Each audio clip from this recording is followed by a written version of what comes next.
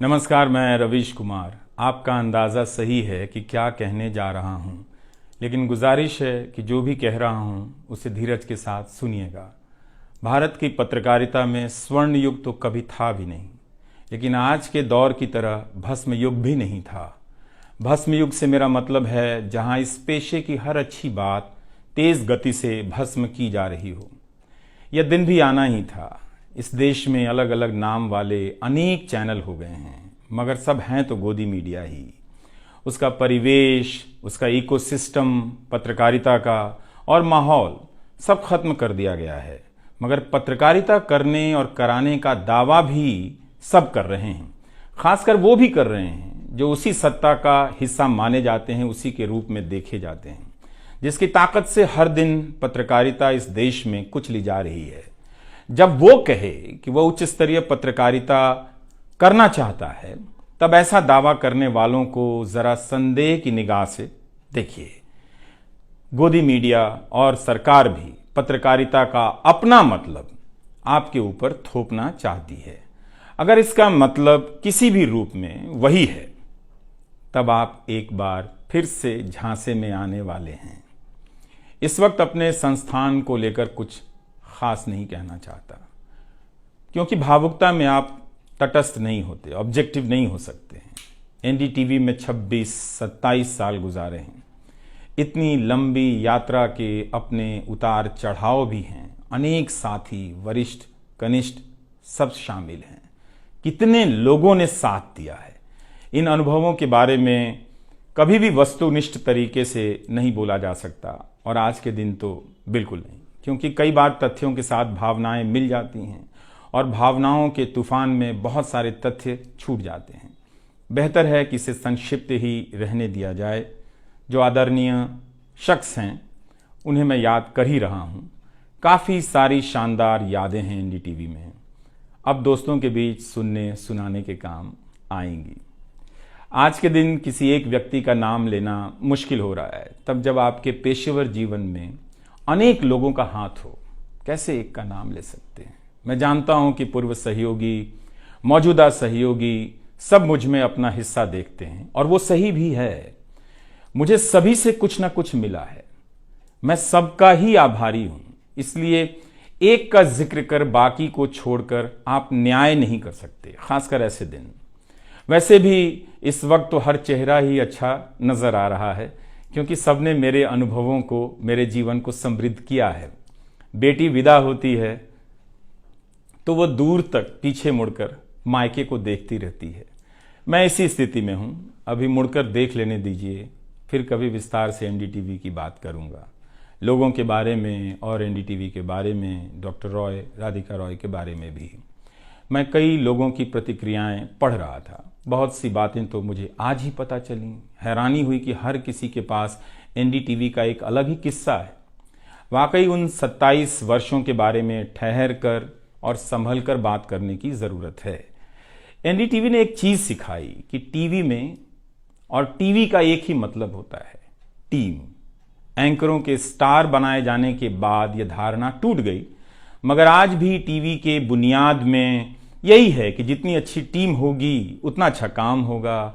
अभी इस बात को यहीं रहने देता हूं, कभी किसी और वक्त के लिए, तब जब आप भावुक ना हों, तब जब मैं भावुक ना हूं कि एनडीटीवी छूट रहा है। अगस्त 1996 में एनडीटीवी से औपचारिक रूप से जुड़ा था। अगस्त 1996 में ट्रांसलेटर के रूप में, अनुवादक के रूप में। लेकिन उसके पहले कई महीनों तक मैं यहाँ चिट्ठियाँ छांटता रहा। बोरे में चिट्ठियाँ आती थीं और मेरे पास रख दी जाती थीं। तब दर्शक पोस्ट बॉक्स में चिट्ठियाँ भेजा करते थे। देश भर से दर्शक अपने हाथों से अलग अलग कार्यक्रमों के एंकरों को लिखा करते थे। इन्हें पढ़ते हुए मैंने टीवी के कार्यक्रमों के आसपास दर्शकों को बनता देख रहा था। मेरा काम था उनकी बारीक नज़र से लिखी गई चिट्ठियों पर रिपोर्ट बनाना और एंकरों या कार्यक्रम के प्रोड्यूसर को सौंप देना। दिहाड़ी का काम था, उसी के हिसाब से मजदूरी मिलती थी, पैसे मिलते थे। मेरी जिंदगी में यह काम आज भी जारी है। आज भी आप मुझे सैकड़ों की संख्या में मैसेज लिखते हैं, हाथ से लिखी चिट्ठियां भी आती हैं, बहुत अच्छी लिखावट में। मैं ज़्यादातर मैसेज पढ़ता भी हूं और सभी के नहीं तो बहुतों के जवाब देने की कोशिश करता हूं। कई बार तो अपनी निराशा भी आपसे साझा कर देता हूं। मैं आपके बीच आकर अपने मन का भाव नहीं छिपाता, क्योंकि मैं आपके बीच बताने के लिए आता हूं। अगर खुद को ही छिपाने लगा तो वो पूरा बताना नहीं होता है। मुझे तो लगता है कि कई हजार दर्शकों के पास मेरे लिखे हुए जवाब होंगे।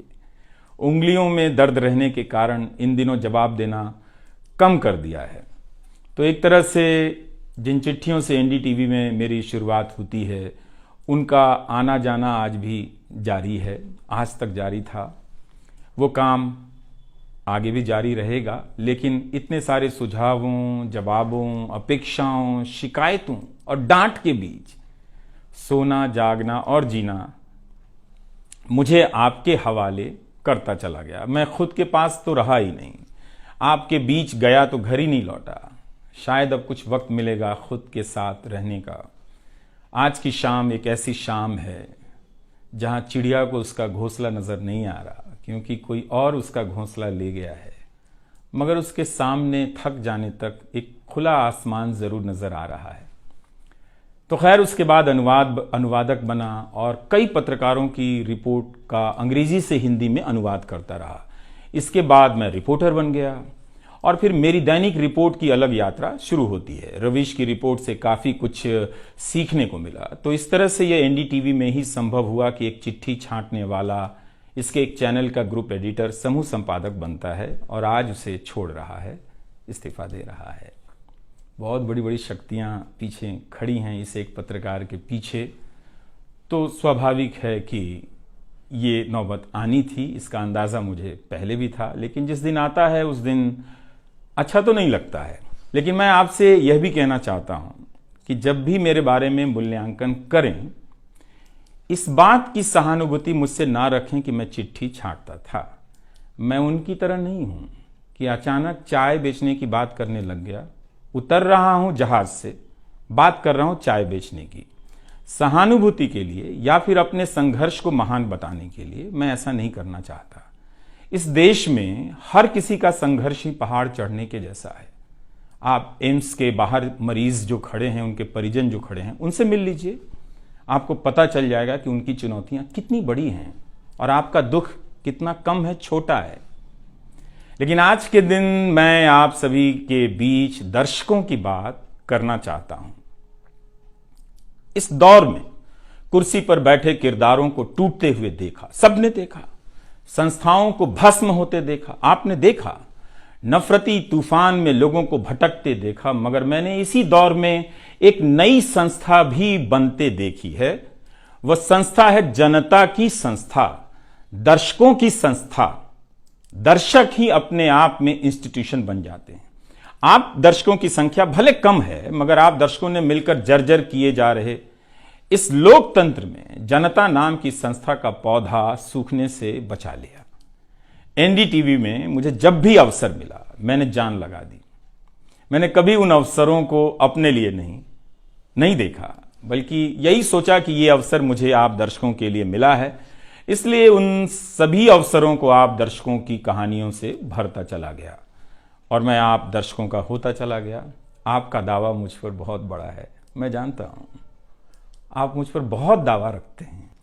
मेरे आसपास आप दर्शकों की वजह से एक न्यूज रूम बन गया था, पब्लिक न्यूज रूम, जो दफ्तर के भीतर नहीं, आपके घरों में था, आपके दिमाग में था। दुनिया भर में फैले कितने दर्शकों ने आगे आकर मेरी मदद की है। आपने कभी मुझसे पैसे भी नहीं मांगे, कभी एहसान तक नहीं जताया। विदेशों में मेरे लिए वीडियो रिकॉर्ड किया, रिसर्च किया। मेरा हर कार्यक्रम किसी न किसी दर्शक के सहयोग का उदाहरण है। आप दर्शकों ने मेरी जानकारियों को दुरुस्त किया है, गलती की है तो डांटा भी है और काफी कुछ उसमें जोड़ भी दिया है। कई सारे एक्सपर्ट, कई सारे छात्र, कई सारे प्रवासी भारतीय, स्थानीय भारतीय दर्शक बनने के साथ साथ मेरा साथ दे रहे थे और पत्रकार भी बन रहे थे और इस पेशे के एक छोटे से द्वीप को बचा रहे थे। इस प्रक्रिया को बिखरते देखना, दर्शकों के बनने की प्रक्रिया को बिखरते देखना और फिर से बनते देखना बहुत सुखद अनुभव रहा। आप दर्शकों में से कईयों ने मेरे लिए अलग अलग भाषाओं से अनुवाद तक कर दिया। संसाधनों की हमेशा मेरे पास कमी रही, मगर आप सभी ने मिलकर पूरी कर दी, सिर्फ इसलिए कि प्राइम टाइम में जो भी जाए ठीक से जाए। वो मेरा नहीं, आपका प्राइम टाइम था। कभी खराब शो कर दिया तो आपने अपनी निराशा बताने में कोई संकोच नहीं की। आप वाकई लाजवाब हैं। दर्शक ही मेरे नियमित संपादक हैं, निरंतर संपादक हैं आप दर्शक मेरे। मैं अक्सर कहता हूं कि एक पेड़ में कई बारिशों का पानी होता है। आपके जैसे दर्शकों के होने में ही किसी रवीश कुमार का होना है। आप हर मौसम में बरसात बनकर आ जाते हैं, सूखते पेड़ों को हरा करने आ जाते हैं। आज आपकी बदौलत यूट्यूब पर, ट्विटर पर कितने ही पत्रकार खड़े हो गए। आप उन सभी के पीछे खड़े हैं। आज कई वेबसाइट हैं जिन्हें आप सब्सक्रिप्शन के बहाने आर्थिक मदद देते हैं। जब लोकतंत्र में एक भी संस्था नजर नहीं आ रही थी, अदालतें कमजोर नजर आ रही थी, आ रही हैं, आप दर्शक नजर आ रहे थे। आज के दौर में आप ही पत्रकारिता के सबसे बड़े संस्थान हैं। पत्रकारिता अब संस्थानों में नहीं बची है, आप जैसे दर्शकों के बीच बची हुई है, जिनकी मदद से आज पत्रकार सवाल पूछ रहे हैं। यही आपका इस वक्त में सबसे बड़ा योगदान है।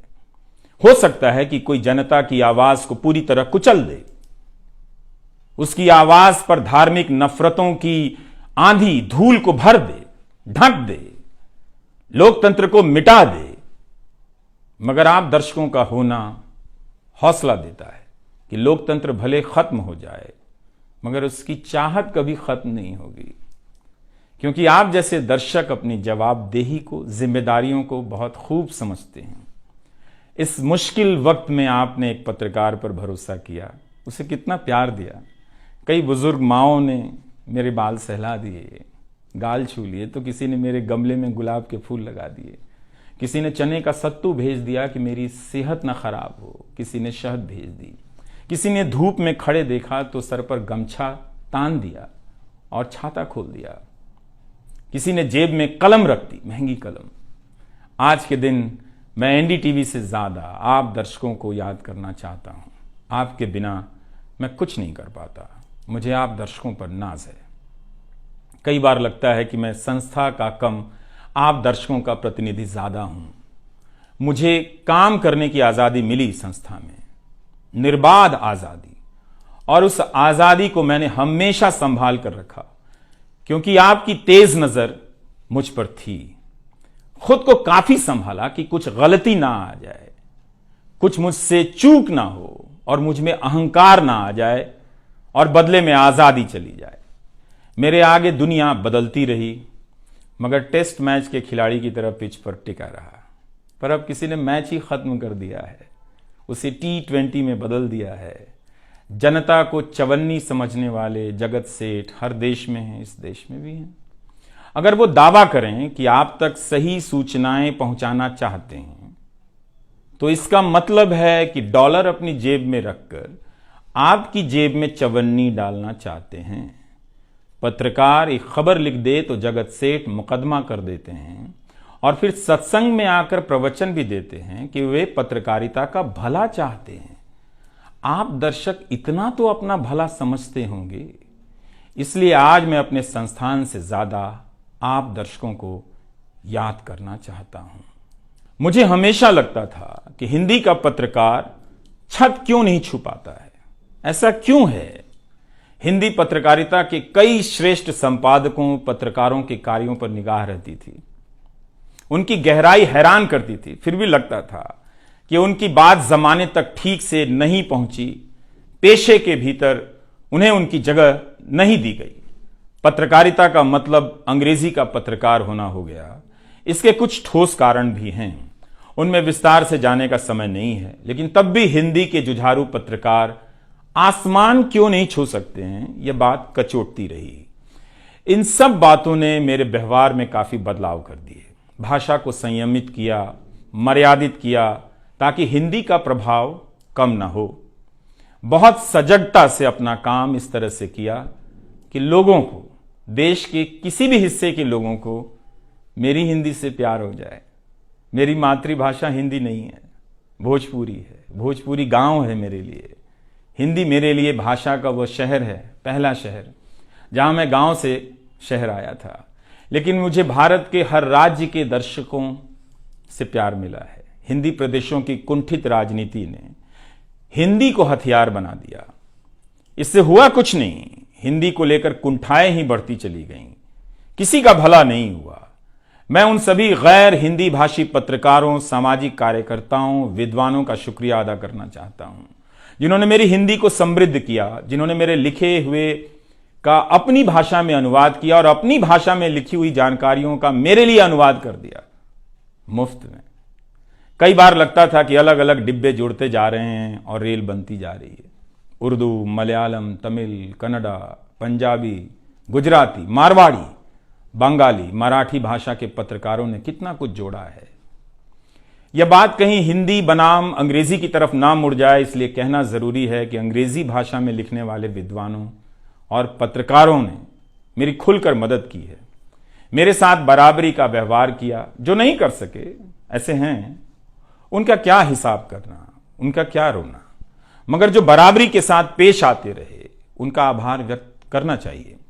उन सभी ने अपना श्रेष्ठ मुझसे साझा किया, किताबें दी, अवसर बताए, मेरे लेख का अनुवाद तक कर दिया, ज्यादा लोगों तक पहुंचा दिया। मेरे जीवन में इतिहास के मेरे शिक्षकों का बहुत योगदान है। मेरे शिक्षक मेरी जान है। मैं चाहता हूं कि आप मेरे जरिए मेरे पीछे खड़े अनगिनत लोगों के बारे में जानें, उन्हें भी देखें। और दोस्तों को कौन भूल सकता है, बहुत अच्छे अच्छे दोस्त मिले, कम मिले लेकिन मिले। आप जनता के बीच जाने के तमाम अवसर मेरे लिए बहुत खास हैं। तमाम आंदोलनों को कवर करने गया, आपके बीच जाते ही जो चीज खास नजर आती थी वो है एक पत्रकार के प्रति आपका विश्वास, आपकी समझ। आप लोगों से मैं घिर जाता था। आपके भीतर कितना कुछ बहने लग जाता था, जिसे एक राज्य को सुनना चाहिए, जिसे सुनाने के लिए पत्रकार से अच्छा कोई जरिया नहीं। मुझे आपके बीच आकर हमेशा लगा कि आप सरकार को कैसे देखते हैं, और मैं उस नजर से सरकार को देखने लगा। इसी का भरोसा है कि आपकी सक्रियता में ही भारत का लोकतंत्र धड़कता है। शाहीन बाग और किसान आंदोलन की जिद में मुझे सूरज की रोशनी दिखाई देती है। आपको जनता बनते हुए देखा है। मेरा विश्वास गहरा होता चला है कि तंत्र भले खत्म हो जाए, लेकिन जनता के बीच जन बचा हुआ है। एक दिन यही जन आज से बेहतर तंत्र बना लेगा। आज कुछ लोगों को यकीन हो गया है कि सारा तंत्र उनके कब्जे में है। अब जन का कोई मोल नहीं। मीडिया को खत्म कर विपक्ष और जनता को खत्म किया जा चुका है।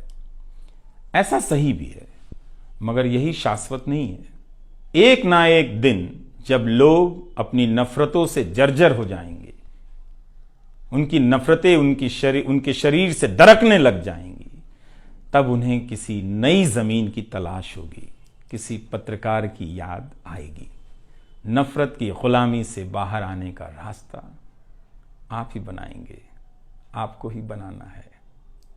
एनडीटीवी में मैंने लिखना, बोलना सीखा, दिखना सीखा, अच्छे कपड़े पहनना सीखा, टाई पहननी सीखी। बस केवल डांस नहीं आया, क्योंकि काम से वक्त ही नहीं मिला। आप सीख लीजिएगा। आज के दिन मैं अपनी महिला सहयोगियों को खास तौर से याद करना चाहता हूं। काम के प्रति ईमानदारी, टिक कर काम करना और पेशे की नैतिकता की समझ मुझे अपनी महिला सहयोगियों से मिली है, और मैंने उनसे चुरा भी ली है। उनसे मेरी सामाजिक और नैतिक समझ बहुत बेहतर हुई। मेरी इस यात्रा में बहुत सी समझदार औरतें और लड़कियों के अनुभव शामिल हैं। मेरी जीवन साथी का भी, मेरी बेटियों का भी, मेरे सास ससुर ने बहुत साथ दिया ताकि मैं बाहर जाकर रिपोर्ट कर सकूं। मेरी माँ, मेरी भाभी, मेरे परिवार के सदस्यों ने भी ठठेरे की तरह सब ने पीट पीट कर पीतल से बर्तन बना दिया। यह मैं इसलिए भी रेखांकित कर रहा हूं कि पत्रकारिता के पेशे में मर्द ही नहीं, मर्दवादियों का कब्जा है। उनकी आक्रामकता के बीच कई बार दम घुटता था। इतनी आक्रामकता के बीच आप रचनात्मक हो ही नहीं सकते, संवेदनशीलता आ ही नहीं सकती। इस पेशे में तमाम महिला सहयोगियों ने मुझे मर्दों की आक्रामकता से बचा लिया। अगर आप इस पेशे में आ रहे हैं, विद्यार्थी हैं, तो हमेशा अपनी महिला सहयोगियों के साथ सलीके से पेश आइए, उनकी काबिलियत को स्वीकार कीजिए, तारीफ कीजिए। प्राइम टाइम के वक्त अक्सर कहा करता था, मुझे काम करने दो, 9 बजे ही बजते हैं। सुबह उठते ही मेरे दिमाग में रात के 9 बजने लग जाते थे। मैं टाइप करने लग जाता था, रोज 5000, 6000, 7000 शब्दों की टाइपिंग। अब शायद 9 ना बजे, प्राइम टाइम ना हो। मुझे पता नहीं था, पता नहीं है कि अब 9 बजे क्या करूंगा। मुझे टीवी से बहुत प्यार है, इस माध्यम से दिल लग गया था, शायद इसी वजह से दिल टूट रहा है।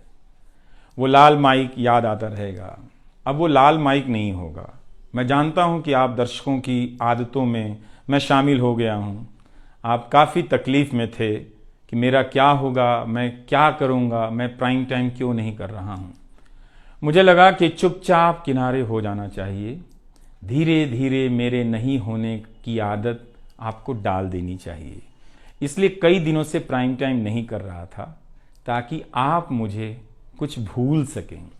मगर आप हैं, मानते ही नहीं। हर रात 9 बजे के बाद मैसेज करने लग जाते हैं कि कहाँ हो, बीमार तो नहीं हो, सब ठीक तो है, एनडीटीवी में क्या चल रहा है, आप अच्छे हैं। तो भारत का मीडिया स्पेस बदल चुका है। उन हजारों युवाओं की सोचिए जो पढ़ाई पत्रकारिता की कर रहे हैं, लाखों रुपए लगा रहे हैं, मगर उन्हें काम दलाली का करना पड़ेगा, क्योंकि इसके लिए अब कोई सांस्थानिक जगह नहीं बची है। इसी के बीच जो आने वाले पत्रकार हैं, जो इस वक्त पत्रकार हैं, सभी को जूझना है। कोई घुट रहा है तो कोई इस पेशे को छोड़ रहा है। कई लोग कहते हैं कि नौकरी की मजबूरी के अलावा पत्रकार बनने की कोई दूसरी शर्त नजर नहीं आती, कोई उत्साह नहीं है। यहां तो जस्टिस तक कह रहे हैं कि जमानत देने पर जजों को टारगेट किए जाने का डर लगता है। जब जज को ही डर लगता है, तब फिर इस दौर में यह बोलना भी गुनाह है कि मुझे डर नहीं लगता है। एक डरा हुआ पत्रकार मरा हुआ नागरिक पैदा करता है। इसलिए बोला कीजिए कि हमें डर नहीं लगता है। आप उस देश के नागरिक हैं जिसने नंगे पांव ब्रिटिश साम्राज्य को घुटने पर झुका दिया। कोई कारण नहीं कि मैं आप पर भरोसा ना करूं कि एक दिन आप गोदी मीडिया की इस गुलामी से बाहर आएंगे। आप हमेशा इस गुलामी में नहीं रह सकते। इसकी गुलामी से आपको लड़ना ही पड़ेगा। यह सबकी लड़ाई है। इस लड़ाई के बिना आप दुनिया में सर उठाकर नहीं चल सकते। आपकी यही पहचान होगी कि आजाद देश के गोदी मीडिया के गुलाम हैं। इसके खतरे की गंभीरता को समझिए। कानून की आड़ में अब अधिकार कुचले जा रहे हैं, अभिव्यक्तियों को रौंदा जा रहा है, ताकि सारे अवैध काम वैध नजर आए। इस समय मेरे रास्ते निश्चित नहीं हैं, निश्चित हैं तो सिर्फ हौसला है। उसका भी क्या भरोसा, कभी आसमान में होता है, कभी पाताल में। एक YouTube चैनल बनाया है रवीश कुमार ऑफिशियल, और फेसबुक पेज भी है रवीश का पेज। इसे सब्सक्राइब कीजिएगा। अब मैं YouTube पर ही नज़र आऊँगा, एनडीटीवी इंडिया पर नहीं। किसी संस्था के साथ मर्यादाएं बहुत अलग होती हैं, फ्रीलांस और आज़ाद जीवन की अलग। लेकिन इस बार परिवार के साथ थोड़ा वक्त बिताना चाहता हूँ, जीना चाहता हूँ। मैंने इस्तीफ़ा दे दिया है। नमस्कार, मैं रवीश कुमार अब आपको उस चैनल पर सुनाई नहीं देगा। नमस्कार, मैं रवीश कुमार।